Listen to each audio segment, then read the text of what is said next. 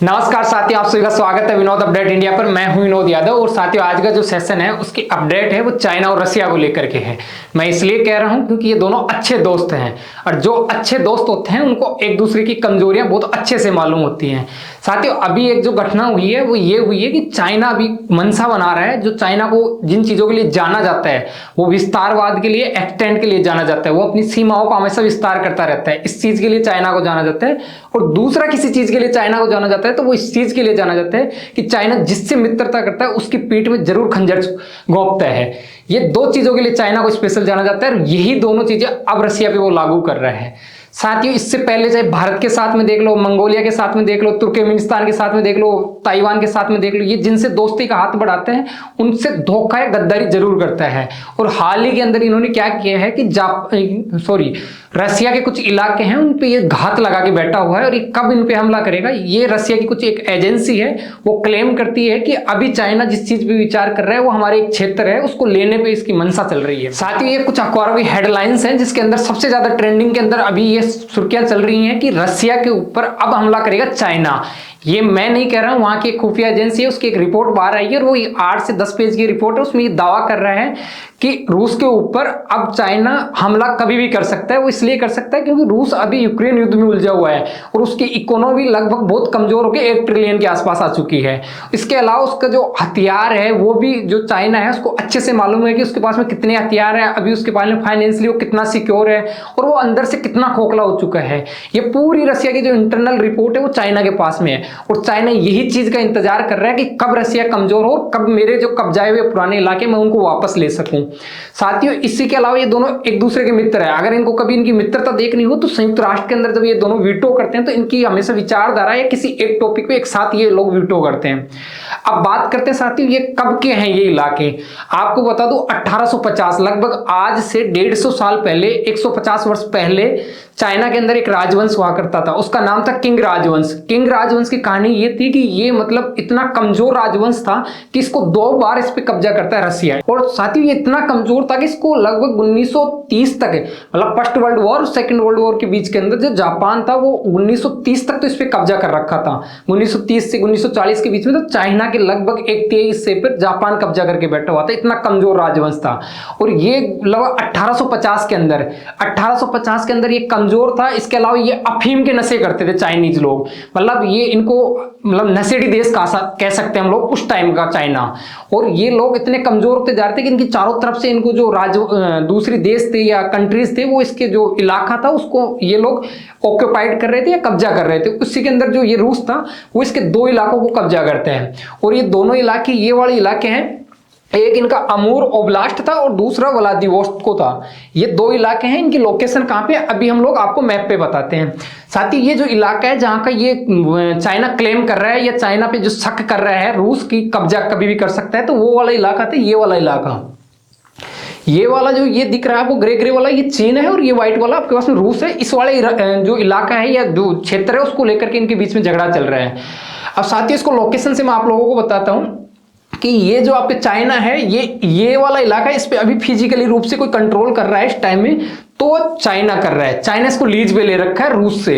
इसके अलावा सही तो यहाँ पे चाइना खेती कर रहा है। तो कुछ चीजें हैं यहाँ पे, 2 लोकेशन है, एक यहाँ पे एक लोकेशन है और एक लोकेशन यहाँ पे है।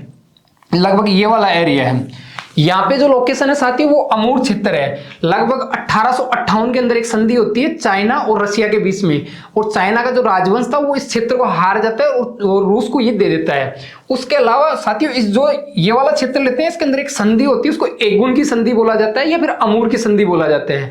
अमूर इसलिए नाम दिया गया क्योंकि इधर से जो एक नदी जा रही है इस नदी का नाम है एमूर नदी, इसलिए इस क्षेत्र को अमूर क्षेत्र बोला जाता है। इसके अलावा बात किया जाए ये वाला क्षेत्र, तो साथियों ये वाला जो क्षेत्र है वो व्लादिवोस्तोक है। व्लादिवोस्तोक की कहानी ये है साथियों कि यहाँ पे इसको भी राजवंश हार जाता है और ये 1860 में हार जाता है 2 साल के बाद में ही। और इस पे जो रूस है वो पश्चिमी देशों को मतलब ऐसे बोल के कि पश्चिमी देशों के साथ में मैं चला जाऊंगा, ये दबाव देके इस क्षेत्र को ले लेता है और इस क्षेत्र को लेता है ये 1860 के अंदर लेता है। और ये जो संधि होती है इसको पेकिंग की संधि बोली जाती है या फिर बीजिंग की संधि बोली जाती है क्योंकि उस टाइम में जो बीजिंग के अंदर राजवंश था वो किंग किंग राजवंश या फिर पेकिंग राजवंश था। साथियों ये दोस्त तो हैं, पर आपको एक चीज बता दें, इनके बीच में पहले भी विवाद हुआ है और लगभग 1960 के दशक के अंदर एक द्वीप को लेकर विवाद होता है। जब दोनों टक्कर की महाशक्ति हैं तो दोनों को आधा आधा बांटना पड़ता है। उसके अलावा जो ये रिपोर्ट बाहर निकल के आई है साथियों, वो अमेरिका की एक न्यूज एजेंसी है, वो न्यूज एजेंसी न्यूज वीक ये क्लेम करती है कि ऐसा कुछ चल रहा है। ये इसी जो दस्तावेज है वहीं से, या ये जो सोर्स है वहीं से लीक होता है। इसके अलावा साथियों ये रिपोर्ट्स आप लोगों को हम लोगों ने बताया कि भाई साइबेरिया का वो जो क्षेत्र है उस पर चाइना वापस से उसको कैसे लेना चाह रहे हैं। उसके अलावा ये जो राजवंश है वो लगभग 1850 के आसपास था, 150 साल पुराना है।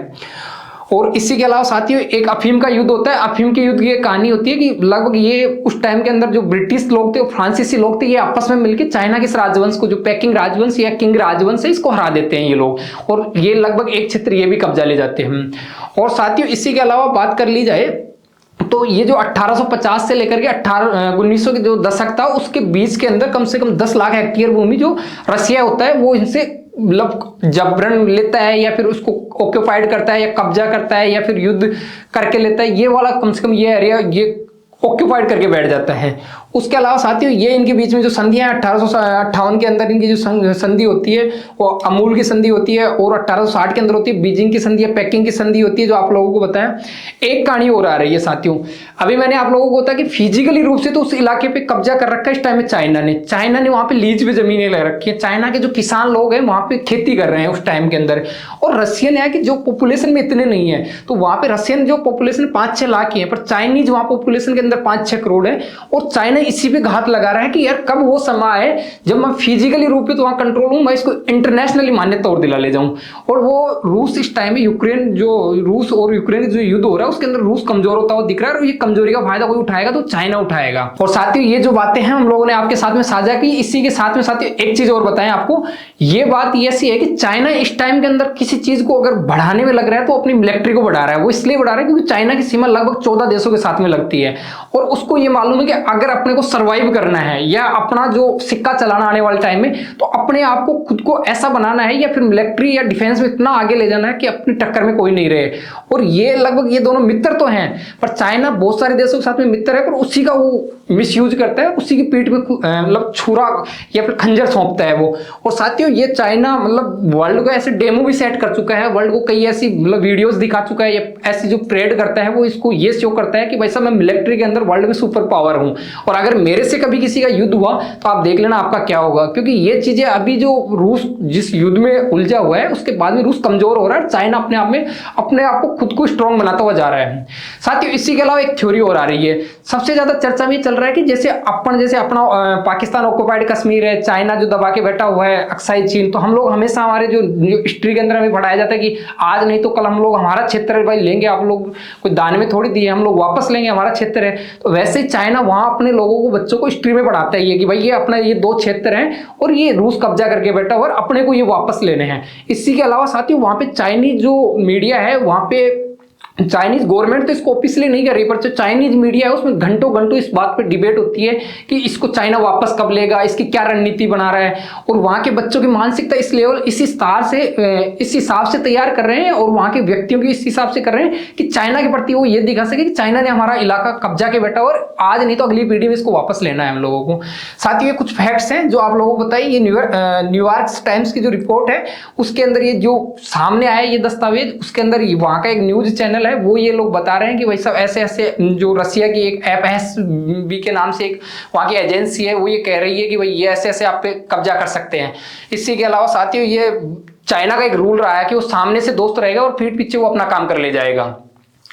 इसके अलावा साथियों बात कर ली जाए जो चाइना और रसिया के बीच में लगभग 4200 किलोमीटर की सीमा साझा होती है, और ये सीमा साझा होती है तो इनके बीच में ऐसा नहीं कि युद्ध नहीं होते। 1960 के अंदर एक द्वीप को लेकर के युद्ध होता है, और जब वो इस द्वीप को लेकर के युद्ध होता है तो लगभग दोनों द्वीप आधा आधा बांटते हैं दोनों देश। इसी के अलावा साथियों इसके अंदर एक टेम्स नदी आती है जो आप लोगों को हम लोगों ने बताया कि इधर से एक नदी निकलती है। ये नदी ये जापान इलाका है, इसको काउंटर करने के लिए चाइना के लिए इंपोर्टेंट है।